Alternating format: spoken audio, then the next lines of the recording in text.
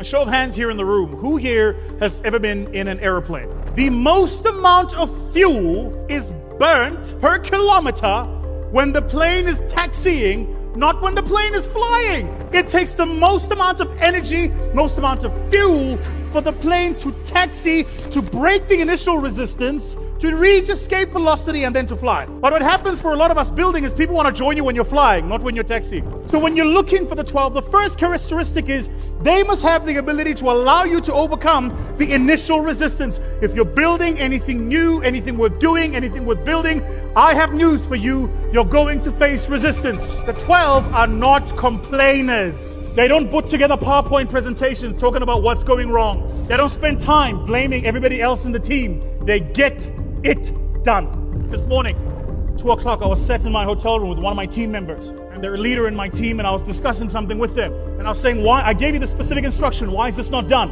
And she gave me very good, thoroughly lucid, completely defendable reasons why it was not done. When she was done, I said to her, do me a favor, lift your hand.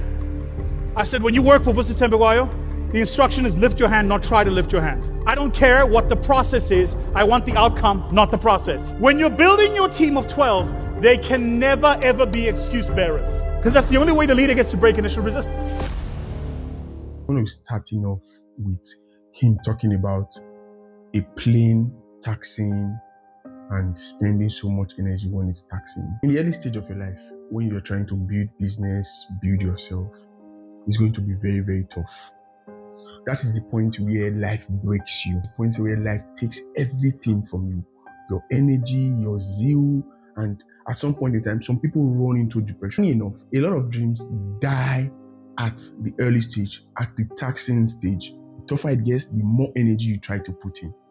Then he talked about the 12. He was trying to talk about like your disciples. He talked about complainers. In my life, one thing I try to avoid is complainers, because they just have a way of breaking your spirit, especially when you're a startup. When you have people who, whenever you tell them, let's do this, they first of all bring out reasons why it will not work. Not from a point of let's fix it, but from a point of we cannot do it. You do not need such people in your life, especially in the early stage of your life. When David said he wanted to drink water from the well of the Philistine, strong, great men that were with him did not complain. They went, 3 men went to fight and bring him such water. So what you need is people that whenever you give them an instruction, no matter how difficult it is, they try to see how it works. Then he talks about the people who give excuses. Those people who give excuses, they are the most terrible people to ever work with. You know why? They are very good and crafty with their words. They will always give you a wonderful reason why they did not do what they ought to do.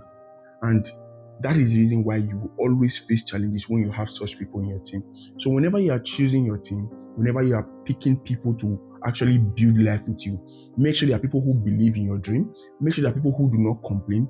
Make sure there are people who are not good with excuses. And make sure there are people who do not discourage you.